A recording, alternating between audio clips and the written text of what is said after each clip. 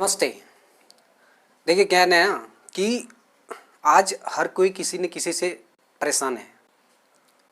एक काम करने वाले आदमी काम से परेशान है, बिजनेस करने वाले बिजनेस से परेशान है। ठीक है, क्या है कि गर्लफ्रेंड बॉयफ्रेंड से परेशान है, बॉयफ्रेंड गर्लफ्रेंड से परेशान है, हस्बैंड वाइफ से परेशान है और वाइफ हस्बैंड से परेशान है। मतलब समझिए कि ये परेशानी का पता नहीं, आप सब समझ रहे होंगे। और ये परेशानी अगर इसके बीच की परेशानी अगर ये आ जाता है, ये जो देख रहे हो, ये अगर आ जाए तो सारा परेशानी खत्म।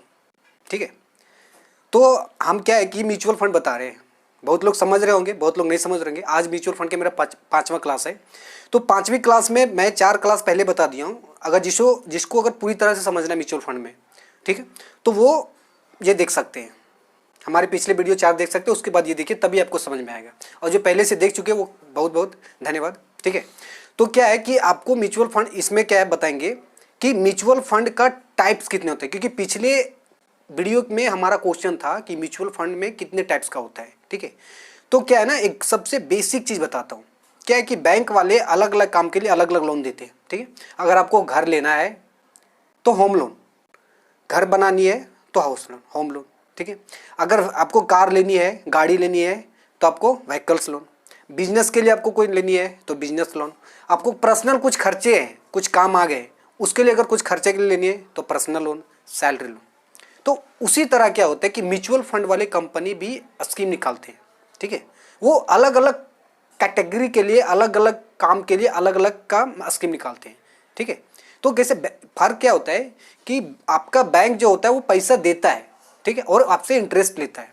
और म्यूचुअल फंड वाले क्या होते हैं कि आपसे पैसे लेते हैं, ठीक है, और वो अलग अलग बिजनेस में लगाते हैं।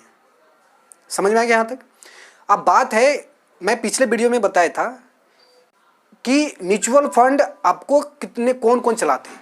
तो बेसिकली क्या है कि म्यूचुअल फंड बैंक चलाते हैं, जैसे HDFC हो गया, ICICI हो गया, SBI हो गया, एक्सिस हो गया, IDFC हो गया, यूनियन हो गया। ठीक है, और बहुत सारे ऐसे होते हैं जो नॉन बैंकिंग है लेकिन वो फाइनेंस का काम करते हैं, जैसे NBFC बोलते हैं। ठीक है, NBFC, non banking finance service company. ठीक है, वो भी चलाते हैं। जैसे क्या होगी, टाटा म्यूचुअल फंड जानते हैं, L&T म्यूचुअल फंड उसके बारे में जानते हैं, रिलायंस म्यूचुअल फंड। अब क्या है, रिलायंस का बैंक नहीं है लेकिन फिर भी उनका म्यूचुअल फंड है। ठीक है, तो ये सब कोई जरूरी नहीं है कि जो बैंक है वही केवल म्यूचुअल फंड चलाते हैं, नॉन बैंकिंग कंपनी भी हमारे क्या होते हैं, म्यूचुअल फंड चलाते हैं। ठीक है, अब आने वाला टाइम में क्या है, बजाज, उसको अप्रूवल मिल गया, बजाज म्यूचुअल फंड भी आने वाला है। बजाज फाइनेंस बहुत लोग जानते होंगे, बजाज बहुत बड़ा फाइनेंस कंपनी है। ठीक है, तो उसके बारे में जानते होंगे। तो क्या है कि आपको 2 चीज़ अभी समझ में आ गया कि म्यूचुअल फंड कौन चलाते हैं। अगर आपको थोड़ा सा समझ में आता है तो गूगल का भी सहारा लीजिए कि क्या म्यूचुअल फंड ये सब है। SBI का म्यूचुअल फंड है, आप डायरेक्टली गूगल में टाइप कीजिए SBI म्यूचुअल फंड।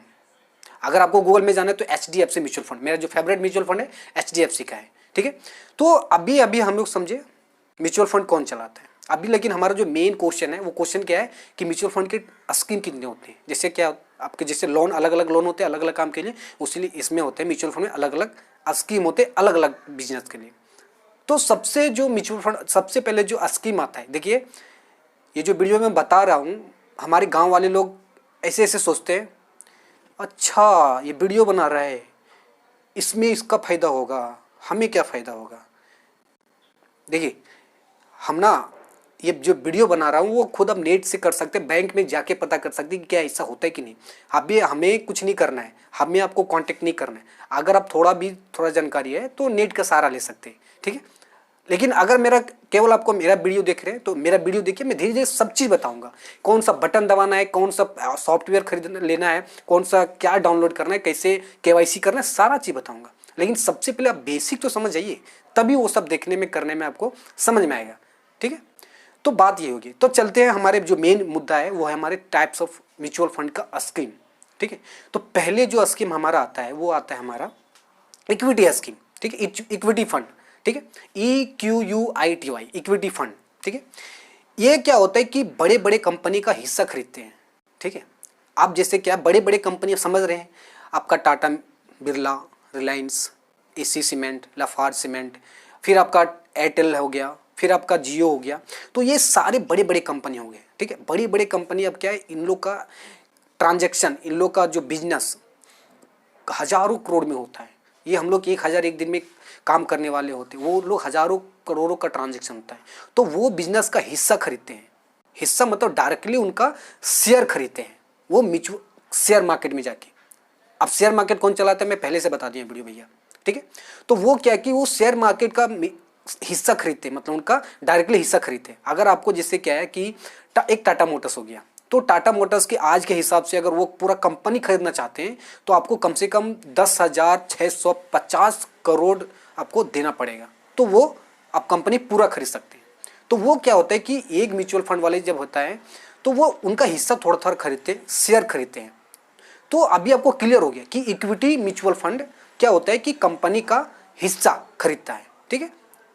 तो ये आपको पहला चीज समझ में आ गया, इक्विटी फंड, ठीक है। आपको धीरे धीरे थोड़ा अगर वीडियो फॉलो कर रहे होंगे तो धीरे धीरे सारा समझ में आएगा, नहीं फॉलो कर रहे होंगे तो नहीं समझ में आएगा। बीच में अगर जो देख रहे होंगे उनको थोड़ा भी नहीं समझ आएगा, जिनको म्यूचुअल फंड का डेफिनेशन नहीं पता होगा वो आज अभी इक्विटी का कैसे समझ में आएगा। तो अभी हमें एक रिक्वेस्ट करते हैं कि आप वीडियो पहले देख लीजिए, पहले वाला, ठीक है। तो पहला क्या हो गया कि आपका इक्विटी म्यूचुअल फंड आपको बता दिया। दूसरा टाइप का जो फंड स्कीम होता है वो होता है आपका सेक्टर फंड, ठीक है। सेक्टर फंड मतलब समझ रहे हैं, जैसे अभी क्या है कि हम बैंकिंग सेक्टर में काम करते हैं, कोई क्या कंस्ट्रक्शन सेक्टर में काम करता है, कोई क्या होता है कि आपका जो एग्री कंपनी होता है, खेती का कंपनी होता है, उसमें काम करते हैं। तो एक क्या हो गया कि अलग अलग सेक्टर हो जाता है। आज के नहीं अलग हर लोग अलग अलग काम करते हैं, एक घर में अलग अलग लोग काम करते हैं, अलग अलग क्षेत्र में काम करते हैं, तो उसको बोलते हैं सेक्टर।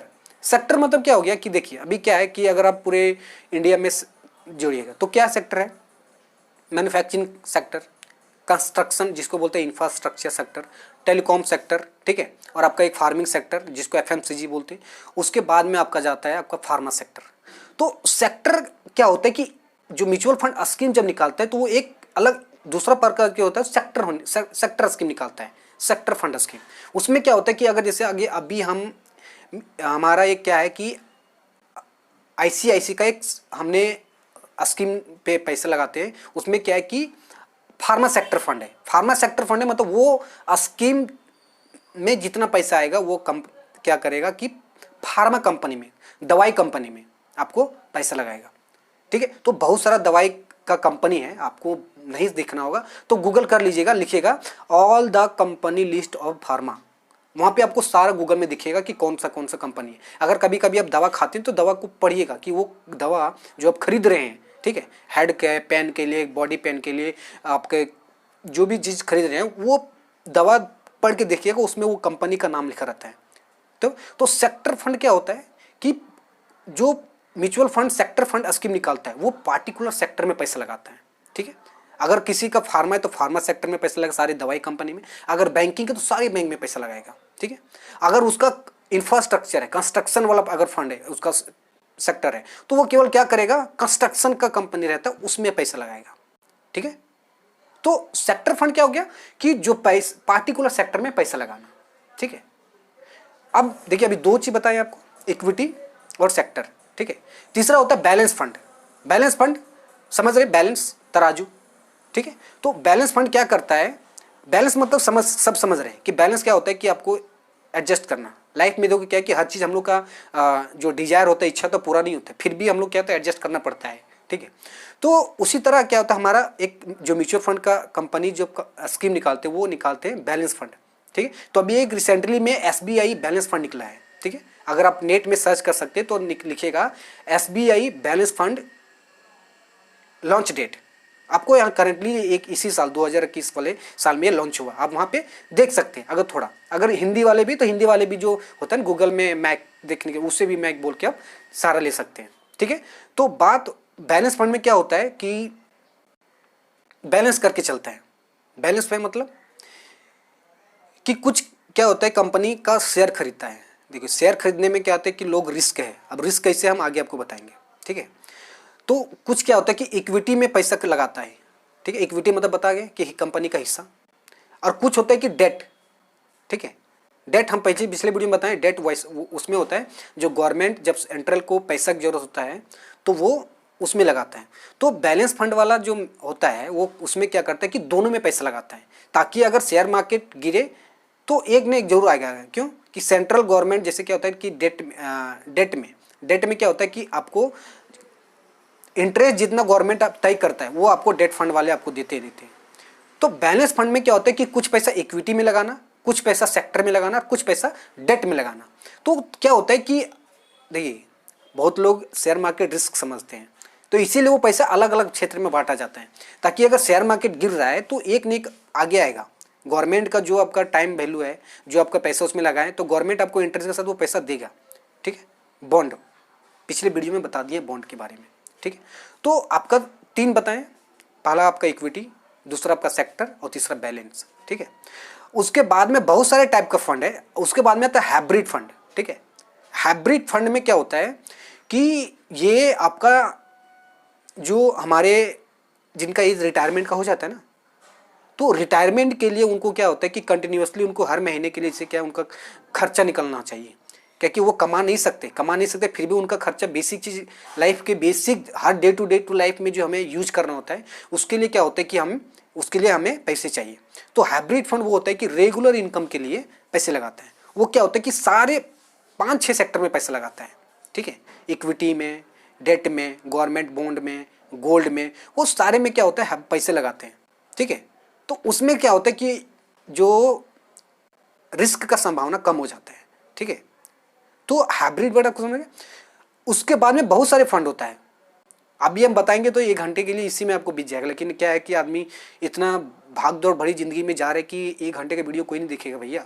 ठीक है, तो उसमें क्या है कि लार्ज कैप आता है, मिड कैप आता है, स्मॉल कैप आता है, फिर आपका ETF आता है, इंडेक्स फंड आता है, बहुत टाइप का फंड है, लेकिन आपको बेसिक चीज़ यही समझना है, इक्विटी, डेट, बैलेंस, हाइब्रिड और सेक्टर, ये 4-5 चीज़ दे दिए। अगर किसी को नहीं समझ में आए तो कमेंट कर सकते हैं, और किसी को समझ में आते हैं तो वो गूगल के सहारा भी ले सकते हैं। ठीक है, तो अभी मैं 5 क्लास बताया हूँ, 5 क्लास में अभी पूरी सब चीज़ नहीं बताया हूँ। आपका KYC कैसे करते हैं, ऑनलाइन में KYC पर सारी बताएंगे, कौन सा फंड कैसे सुनना है। ठीक है, तो वीडियो को देखते रहिए, अगर टाइम मिलता है तो अपने फैमिली वाले से शेयर कीजिए। ठीक है, और अगर थोड़ा बहुत समझ में आता है तो गूगल का सहारा आप ले सकते हैं, लेकिन हाँ गूगल के सहारा लीजिएगा तो किसी का कॉल अगर आता है कि हाँ ऐसा ऐसा, तो वो कॉल एक्सेप्ट नहीं कीजिए। अगर हम भी आपको कॉल करें तो मेरा भी कॉल आप रिसीव नहीं कीजिए। आप, और अगर आपको डाउट लग रहा है तो डायरेक्टली बैंक में भी आपको क्या है भरोसा है, तो बैंक में भरोसा है तो बैंक में जाइए। ठीक है, तो आगे का वीडियो में हम बताएंगे NFO। ठीक है, NFO में मैं कुछ बेसिक बता देता हूँ, क्वेश्चन बताता हूँ। NFO क्या होता है कि जब नई नई कंपनी आते हैं तो म्यूचुअल फंड वाले NFO आते हैं।